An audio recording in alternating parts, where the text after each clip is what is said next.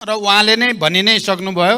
हिजो मात्रै सम्मानित अदालतबाट यो बारेमा फैसला आइसकेपछि उहाँले उठाउनु भएको प्रश्नको जवाब अदालत स्वयंले दिइसकेको हुनाले मैले दिइराख्नुपर्ने आवश्यकता भएन।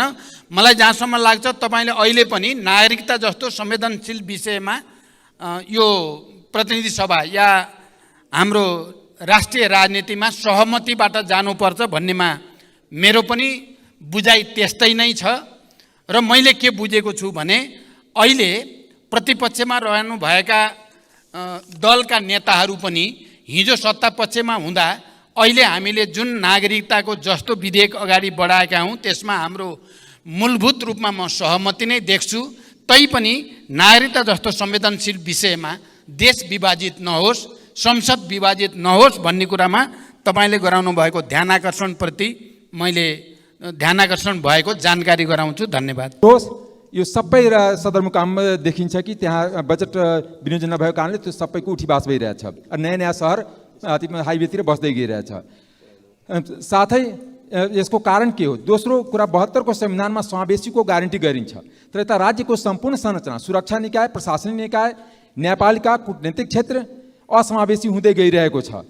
खास गरी प्रधानमन्त्री बनिसकेपछि कति सरकारले नियुक्ति गरेको छ र त्यो नियुक्तिमा कति दलित, जनजाति, मधेसीको प्रतिनिधित्व छ। त्यतिकै नै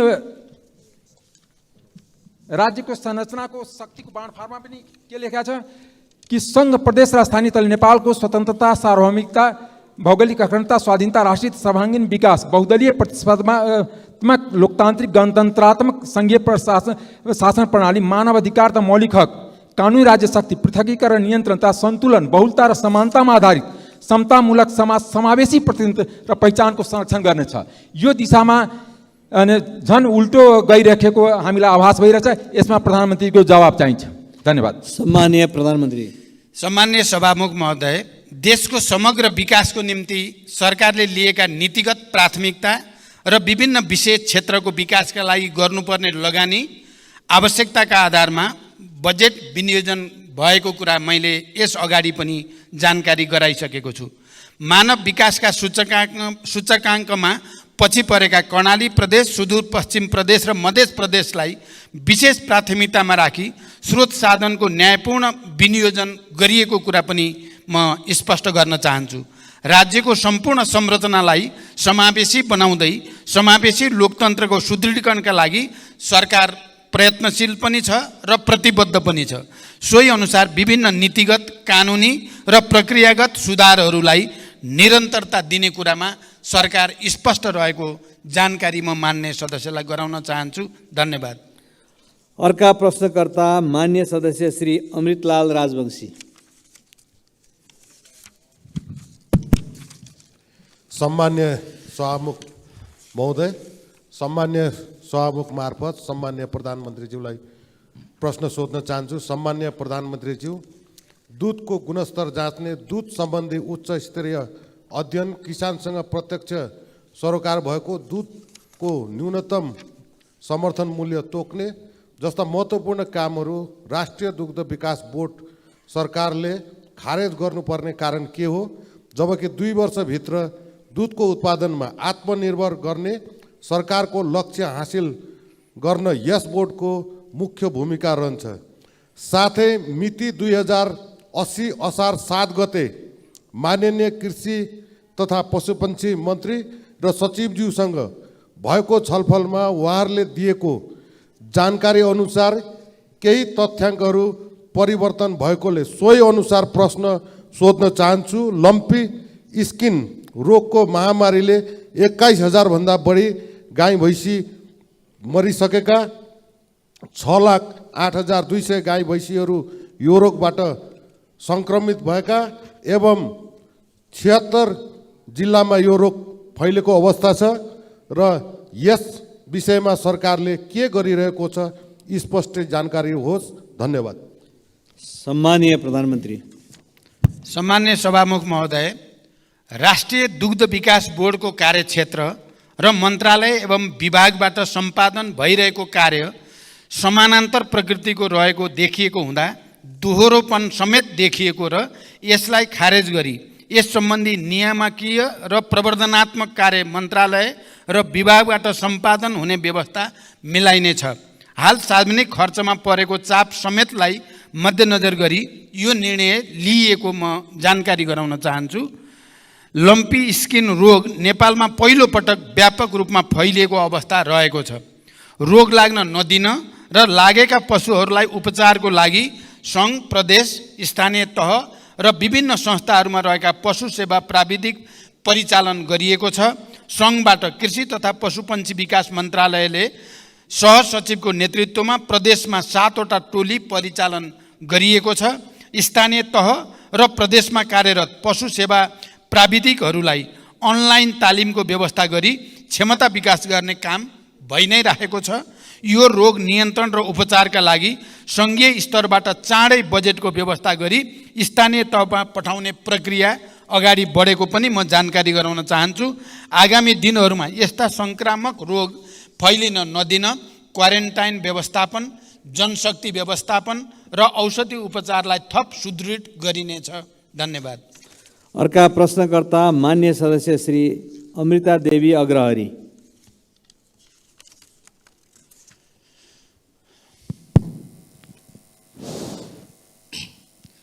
सम्मानीय सभामुख महोदय, सम्मानीय प्रधानमन्त्रीज्यूसँग मेरो प्रश्न थियो, विषय नागरिकताको थियो। अब नागरिकता समस्या सर्वोच्चबाट चाहिँ अनुमोदन भइसकेको हुनाले मेरो प्रश्न चाहिँ छोटो भइसकेको छ। म अवश्य केही अब अरू कुरा छोडेर केही भन्न चाहन्छु। नागरिकता जस्तो संवेदनशील विषयमा देशलाई विभाजन गर्ने र राजनीतिक दावपेचको विषय बनाउनु हुँदैन। यहाँ बसेका जति हामी सांसदहरू थियौँ, सबै पक्षबाट जन्मसिद्ध नागरिकको सन्तानलाई नागरिकता मिल्नै पर्छ भन्ने सबै चाहिँ मान्यजीहरूबाट म सुन्दै आएको थिएँ। यहाँ नागरिकताको विरोधी मैले कसैलाई देखेन। हामीले जे देख्यो यहाँ सिस्टमको लागि कुरा उठेको थियो। किनभने विधिको शासनमा जबसम्म चाहिँ देश सिस्टममा चल्दैन तबसम्म देशको भविष्य हुँदैन। सिस्टमको विरोध मात्र गरिएको हामीले देख्यो। कसैको यो मान्यता चाहिँ यस्तो थिएन। तपाईको केही प्रश्न छ?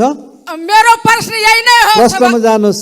सभामुख महोदय, दोबारा फेरि चाहिँ हाम्रो प्रधानमन्त्रीज्यूबाट चाहिँ विधिको शासन ख्याल गरेर मात्रै अगाडि बढ्नुपर्छ, नत्र लाखौँ चाहिँ अरबौँ खर्च गरेर यो प्रतिनिधि सभाका चाहिँ के अरे उत्पादन भएको हो।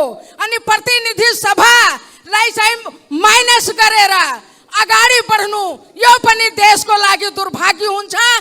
फेरि चाहिँ भविष्यमा यस्तो चाहिँ कुरा नदोहोऱ्याओस् भन्ने चाहिँ मेरो प्रश्न हो। धन्यवाद।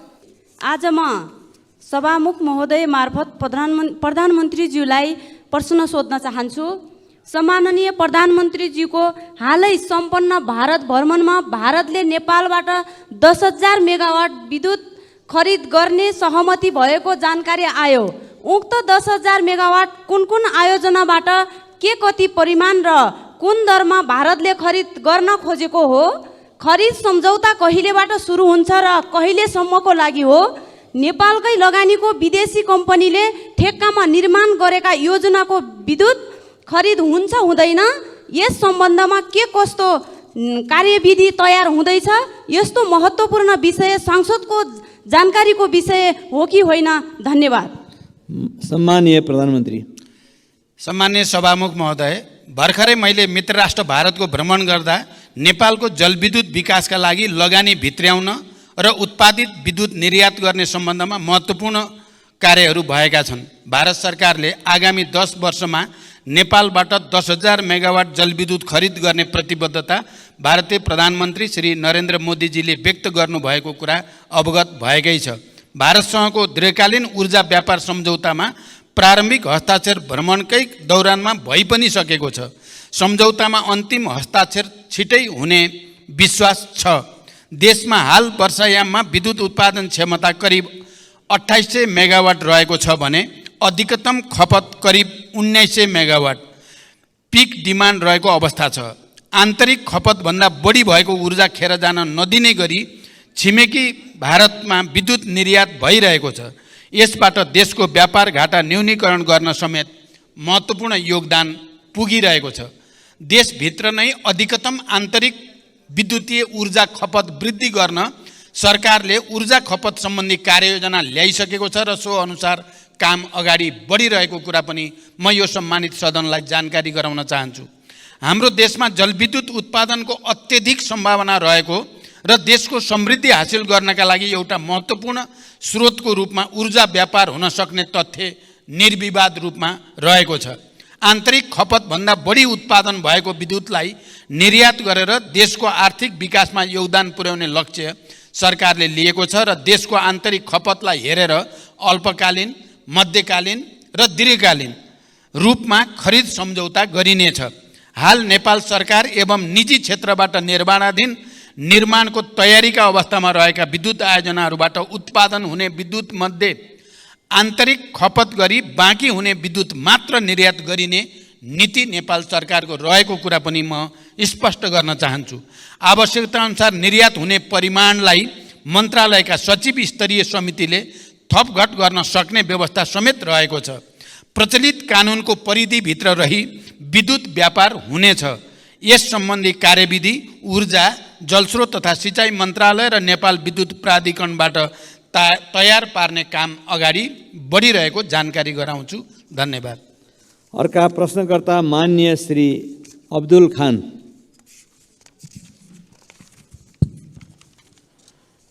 सम्माननीय सभामुख महोदय, सभामुख महोदय मार्फत सम्माननीय प्रधानमन्त्रीज्यूलाई प्रश्न सोध्न चाहन्छु।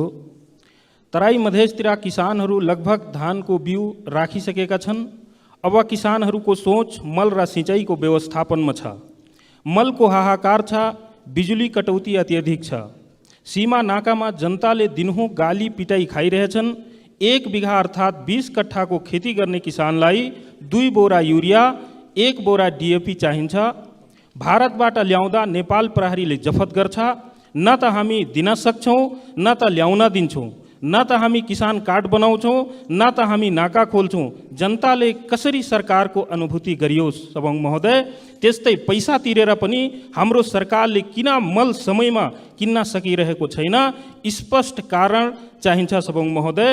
100 रुपियाँ भन्दा माथिको सामानमा भन्सार कर लगाउनु कतिको जायज छ? हस्, धन्यवाद। सम्मानीय प्रधानमन्त्री। सम्मान्य सभामुख महोदय, रासायनिक मलको आपूर्ति व्यवस्था विगतका वर्षहरूमा भन्दा सुदृढ भएको जानकारी गराउन चाहन्छु।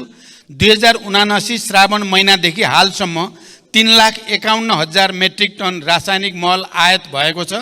त्यो मध्ये 71,000 मेट्रिक टन विभिन्न बिक्री डिपोहरूमा मौजदात रहेको छ।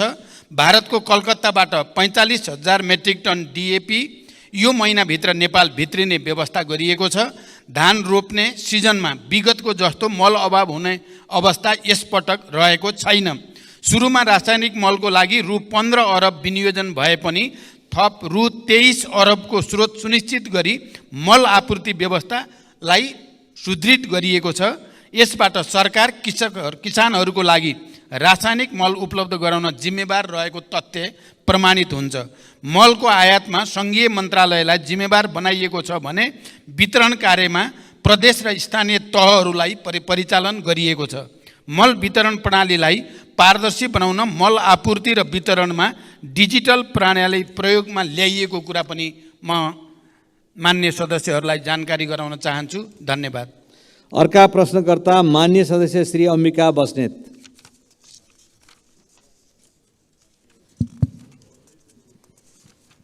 सम्माननीय सभामुख महोदय मार्फत सम्माननीय प्रधानमन्त्रीज्यूसँग जिज्ञासा राख्न चाहन्छु।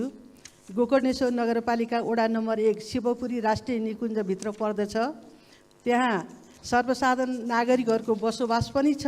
त्यो बस्तीभन्दा बाहिर बस्ने नातागोता भाइ साथीभाइहरू आउँदाखेरि शुल्क तिरेर मात्र जानुपर्छ। त्यही क्षेत्रभित्र गोसाइँकुण्ड जाने बाटो पनि छ, हेलम्बु जाने पुरानो बाटो पनि छ। तर निकुञ्जलाई शुल्क नबुझाइ सहजै अभिलेखीकरण मात्र गरेर आवत जावत गर्न पाइँदैन। यसभन्दा पहिला शुल्क नलाग्ने भनी 2 चोटि क्याबिनेटले निर्णय गरिसकेको भए पनि कार्यान्वयन नभएको जानकारी गराउन चाहन्छु। त्यही राष्ट्रिय निकुञ्जभित्र पर्ने टोखा छहरे हुँदै नुवाकोट जाँदा अभिलेखीकरण मात्र गरेर निर्विवाद आवत जावत गर्न पाइन्छ। एउटै निकुञ्जभित्र त्यस्तो विभेदकारी नियम किन लागू भइरहेको छ, सम्माननीय प्रधानमन्त्रीज्यूसँग मेरो जिज्ञासा छ र साथै त्यस्तो विभेदकारी नीति हट्नुपर्छ भनी जोडदार माग पनि गर्न चाहन्छु। हस्, धन्यवाद। जय नेपाल। सम्माननीय सभामुख महोदय, फेरि मलाई नाम भनिदिनु पर्ने भयो। यहाँ मेरो थोरै चाहिँ यो तलमाथि परेको छ। अम्बिका बस्नेत, मान्य श्री अम्बिका बस्नेतको प्रश्न छ यो। अम्बिका बस्नेत, अम्बिका बस्नेत।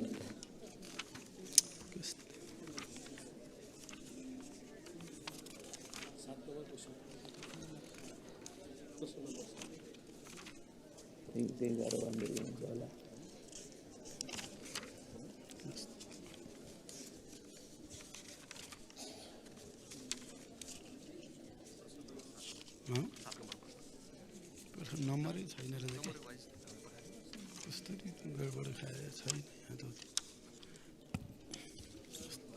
कसरी गडबड खाए, प्रश्न साथै छैन यहाँ। मान्य सदस्य, एकचोटि फेरि प्रश्न भनिदिन म अनुरोध गर्दछु। मेरो तयारीमा केही कमजोरी रहेको देखियो। सम्माननीय सभामुख महोदय मार्फत सम्माननीय प्रधानमन्त्रीज्यूसँग जिज्ञासा राख्न चाहन्छु। गोकर्णेश्वर नगरपालिका वडा नम्बर 1 शिवपुरी राष्ट्रिय निकुञ्जभित्र पर्दछ। त्यहाँ सर्वसाधारण नागरिकहरूको बसोबास पनि छ। त्यो बस्तीभन्दा बाहिर बस्ने नातागोता साथीभाइ आउँदा शुल्क तिरेर जानुपर्छ। त्यही क्षेत्रभित्र गोसाइँकुण्ड जाने बाटो पनि छ, हेलम्बु जाने पुरानो बाटो पनि छ। तर निकुञ्जलाई शुल्क नबुझाइ सहजै अभिलेखीकरण मात्र गरेर आवत जावत गर्न पाइँदैन। यसभन्दा पहिला शुल्क नलाग्ने भनी 2 चोटि क्याबिनेटले निर्णय गरिसकेको भए पनि कार्यान्वयन नभएको जानकारी गराउन चाहन्छु। त्यही राष्ट्रिय निकुञ्जभित्र पर्ने टोखा छहरे हुँदै नुवाकोट जाँदा अभिलेखीकरण मात्र गरेर निर्विवाद आवत जावत गर्न पाइन्छ। एउटै निकुञ्जभित्र त्यस्तो विभेदकारी नियम किन लागू गरिएको छ, सम्माननीय प्रधानमन्त्रीज्यूसँग मेरो जिज्ञासा छ र साथै त्यस्तो विभेदकारी नीति हट्नुपर्छ भनी जोडदार माग पनि गर्न चाहन्छु। हस्, धन्यवाद। जय नेपाल। सम्माननीय प्रधानमन्त्रीज्यू, यसको जवाफ जान्छ। सम्माननीय सभामुख महोदय, गोकर्णेश्वर नगरपालिका अन्तर्गत मान्य सदस्यले जे प्रश्न उठाउनु भएको छ, यो बारेमा सरकारलाई पहिले पनि त्यस पालिकाका जनप्रतिनिधिहरूले आवाज उठाइसक्नु भएको छ र यो समस्याको समाधान गर्न सरकारले पहल गरिसकेको म यहाँलाई जानकारी गराउन चाहन्छु। धन्यवाद। अर्का प्रश्नकर्ता मान्य सदस्य श्री अमरबहादुर थापा। माननीय सभामुख महोदय मार्फत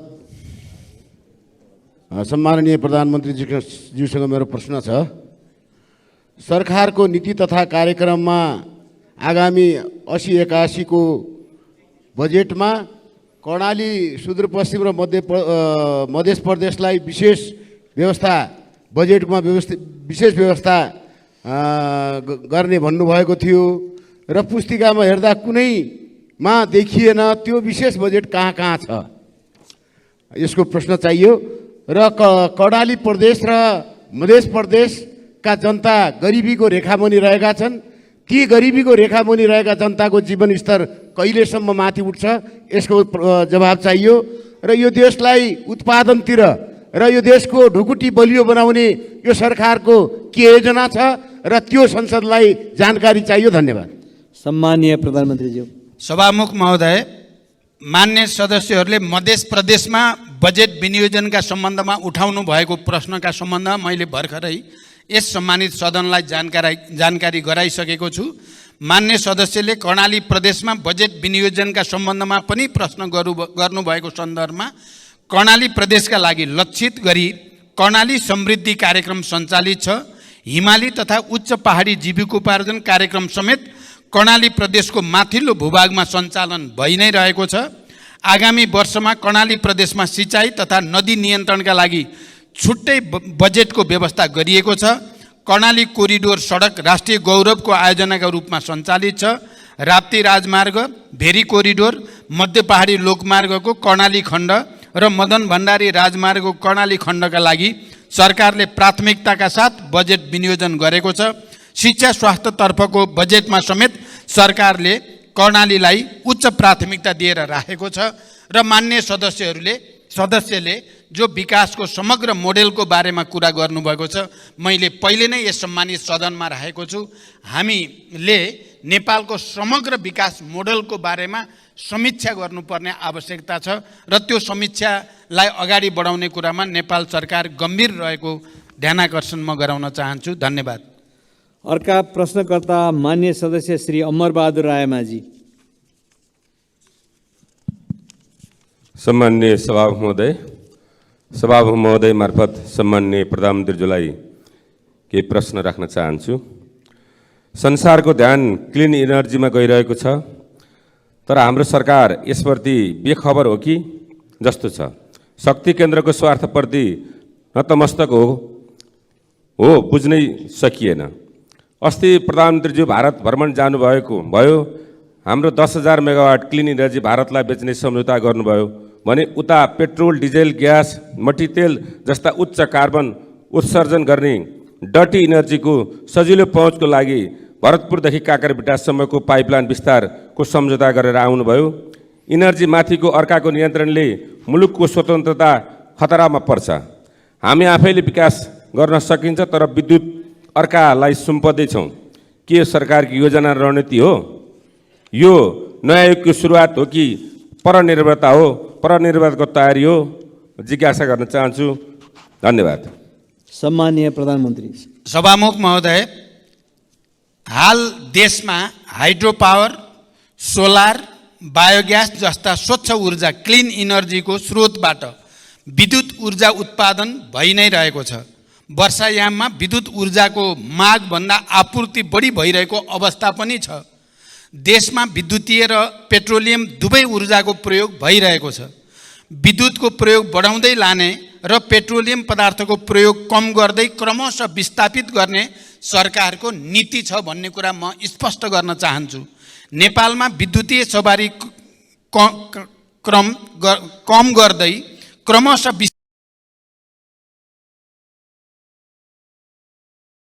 प्रश्नको जवाफ दिन अनुमति दिन्छु। सम्मान्य सभामुख महोदय, म यो प्रश्न उत्तर कार्यक्रममा मान्य सदस्यहरूको प्रश्नको उत्तरको निम्ति उपस्थित छु। म प्रश्न उत्तरमा सहभागी हुनु अगाडि केही दिनदेखि आएको अविरल वर्षाको कारण पूर्वी नेपालका खास गरी सङ्खुवासभा, ताप्लेजुङ, पाँचथरका जिल्लाहरूमा ठुलो धनजनको क्षति भयो र त्यसको प्रत्यक्ष अवलोकन गर्न नेपाल सरकारको तर्फबाट हामी त्यहाँ पुग्यौँ पनि, तर मौसमको खराबीको कारणले सबै चिज यथार्थ अवलोकन गर्न त हामीले सकेनौँ। तैपनि हामीले त्यहाँको निम्ति तत्काल आवश्यक पर्ने राहत, उद्धार र पुनर्स्थापनाको सम्भावनाबारे छलफल गऱ्यौँ र युद्ध स्तरमा उद्धार र राहत कार्यक्रम अगाडि बढाउन सम्बन्धित सबै निकायहरूलाई निर्देशित दियौँ। म अहिले त्यसको व्याख्या होइन, खालि म मृतकहरूप्रति श्रद्धाञ्जली र शोकसन्तप्त परिवारहरूप्रति समवेदना व्यक्त गर्न चाहन्छु। त्यसै गरी आज ओखलढुङ्गामा पनि फेरि पहिरोमा परि जो 4 जनाको क्षति भएको कुरा आएको छ, उहाँहरूप्रति पनि म श्रद्धा व्यक्त गर्न चाहन्छु र पीडितहरूप्रति संवेदना व्यक्त गर्न चाहन्छु।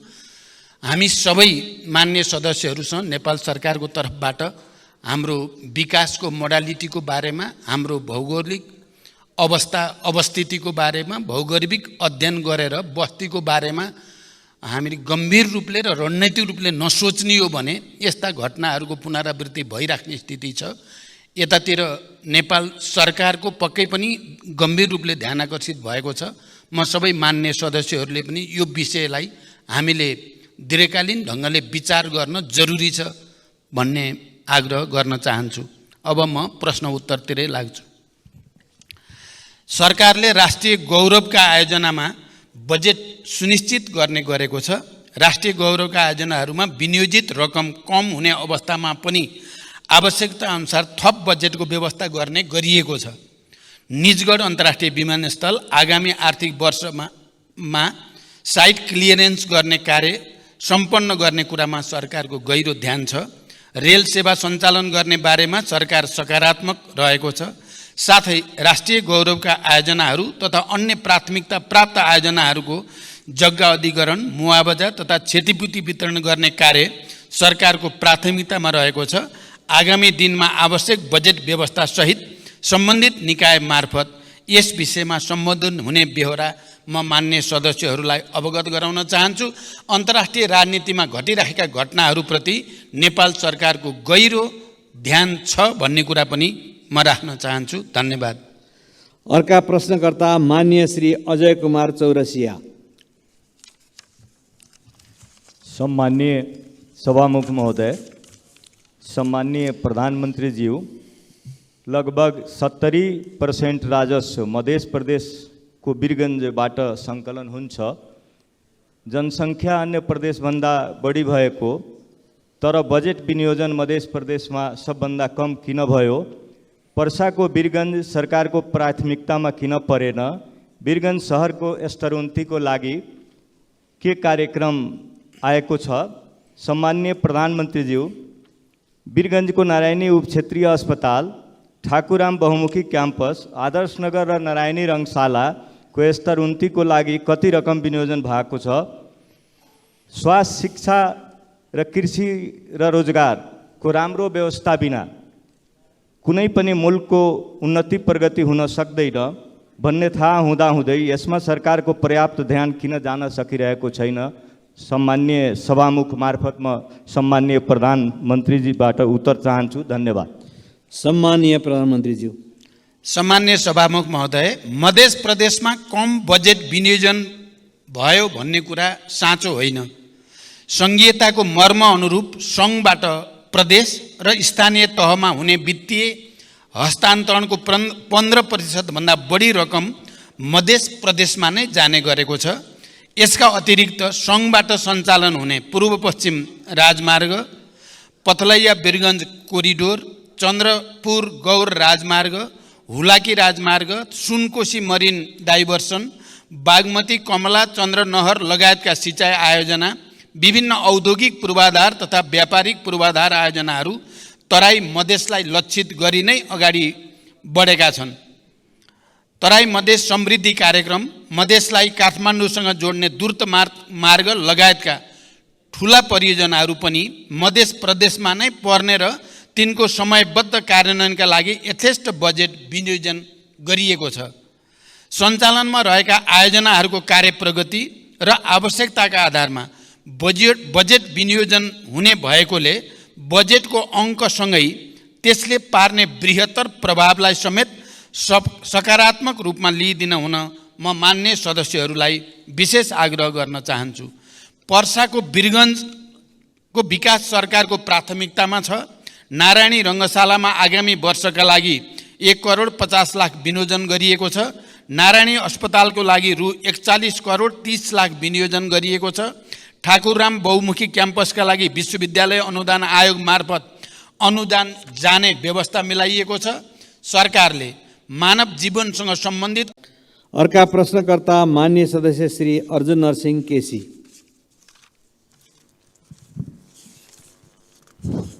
सभामुख महोदय मार्फत म प्रधानमन्त्रीलाई प्रश्न गर्न चाहन्छु। नेपाल कृषि प्रधान देश, हरेक वर्ष किसान जुन बेला खेतीको समय हुन्छ त्यो मल नपाएर ती किसानहरू हाहाकार पर छटपटिनु पर्ने स्थिति एकातिर छ। तर त्यही समयमा कालो बजारियामा जहाँ जति किन्न पाइन्छ त्यो कालो बजारिया नियन्त्रण छ, न मल चाहिँ आपूर्ति गर्न सक्ने स्थिति छ। भर्खरै प्रधानमन्त्रीले 3,50,000 मेट्रिक टनको कुरा गर्नुभयो। वर्षको झन्डै 5,40,000 मेट्रिक टन देशमा आवश्यकता छ। अब त्यसैले यो भोग्नु एकातिर त्यो छ भने यो दुःखद अवस्थालाई चिरेर जसो तसो उत्पादन गरेका कृषकहरूको दुध तरकारी फलफुल तथा खाद्यान्नको न्यूनतम मूल्य पनि नपाएर सडकमा फालाफाल गर्नुपर्ने स्थिति हामीले प्रत्येक दिन जस्तो देखिरहेका छौँ र त्यो सँगसँगै अर्कोतिर उपभोक्ताले चर्को मूल्य चुकाउनु पर्ने स्थिति जुन छ त्यो स्थितिको अन्त्य के यो वर्ष अन्त्य हुनसक्छ, त्यसमा विश्वास गर्न सकिन्छ, त्यसमा सरकार साँच्चै दृढ छ? धन्यवाद। सम्माननीय प्रधानमन्त्री। सम्माननीय सभामुख महोदय, कृषि उपजको बजार प्रणालीमा कृषकले न्यून मूल्य पाउने र उपभोक्ताले चर्को मूल्य तिर्नुपर्ने अवस्थाको अन्त्य गर्न प्रमुख खाद्यान्न बालीको सिजन पूर्व नै समर्थन मूल्य तोक्ने व्यवस्था नेपाल सरकारले गरेको छ। दुध उत्पादक कृषकहरूले पाउने न्यूनतम मूल्य तोकिएको छ भने उखु उत्पादक कृषकहरूलाई रु 70 प्रति क्विन्टलको हिसाबले अनुदान उपलब्ध गराउने व्यवस्था मिलाइएको छ। तरकारीको बजार प्रणालीमा देखिएका समस्या समाधान गर्न विकेन्द्रित प्रणाली अपनाई प्रदेश सरकार र स्थानीय सरकारलाई समेत जिम्मेवार बनाउने गरी कार्य अगाडि बढेको छ। आधुनिक कृषि बजार पूर्वाधारहरूको विकास तथा व्यवसायीहरूसँगको सहकार्यमा खरिद सुनिश्चितता गर्ने गरी कार्यक्रम सञ्चालित छन्। बजारको माग अनुसार नाशवान कृषि उपजको उत्पादन गर्न बजार सूचना प्रणाली स्थापना गरी कृषकहरूलाई सुसूचित गर्ने कार्यक्रम बनाइएको छ। बढी उत्पादन भएको कृषि उत्पादन कोल्ड स्टोरमा राख्न सक्ने गरी पूर्वाधार विकासको कार्य अगाडि बढिरहेको छ। सरकारले केही कृषि उपजको न्यूनतम समर्थन मूल्य तोकिसकेको छ भने मान्य सदस्यहरूको सुझाव अनुसार सम्भव भएसम्म अन्य उपजको पनि न्यूनतम समर्थन मूल्य तोक्दै जाने सरकारको नीति रहेको जानकारी गराउन चाहन्छु। धन्यवाद। अर्का प्रश्नकर्ता मान्य सदस्य श्री अशोक कुमार चौधरी। सम्मान्य प्रधानमन्त्रीज्यू, मेरो नाम नोट गर्नुहोला। मेरो नाम अशोक कुमार चौधरी, फेरि भुल्नुहोला। सम्मान्य सभामुख महोदय, म सभामुख मार्फत प्रधानमन्त्रीज्यूलाई केही प्रश्न गर्न चाहन्छु।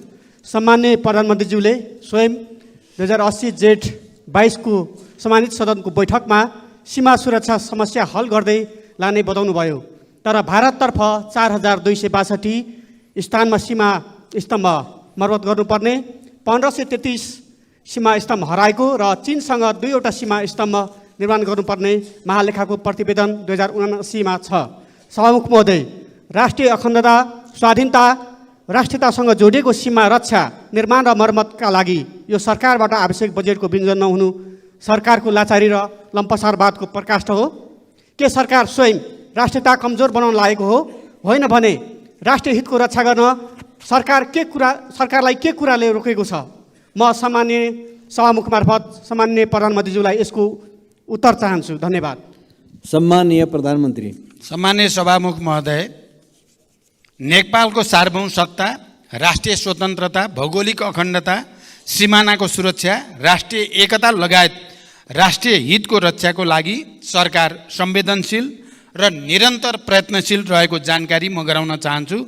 यसै सन्दर्भमा अन्तर्राष्ट्रिय सीमा सुरक्षालाई थप सबल, सुदृढ र प्रभावकारी बनाउन सीमा स्तम्भहरूको नियमित मर्मत सम्भार गर्दै जाने र बोर्डर आउटपोस्टहरूको सुदृढीकरण र थप स्थानमा आउटपोस्ट निर्माण गर्दै लैजाने विषय सरकारको उच्च प्राथमिकतामा रहेको छ र सोही बमोजिम स्रोत साधन र जनशक्तिको व्यवस्था पनि गरिएको छ।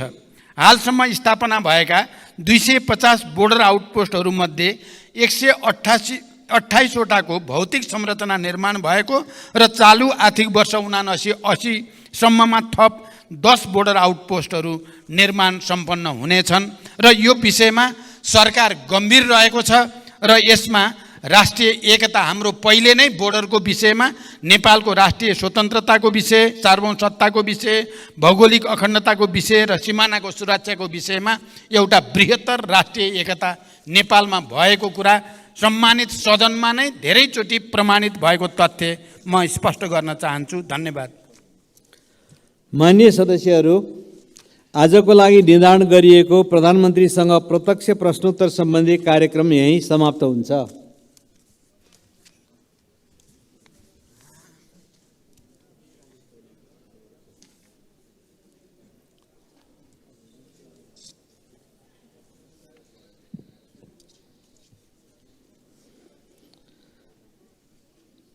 मान्य सदस्यहरू, अब विनियोजन विधेयक 2080 को विभिन्न शीर्षकहरूमाथिको छलफल जारी रहन्छ।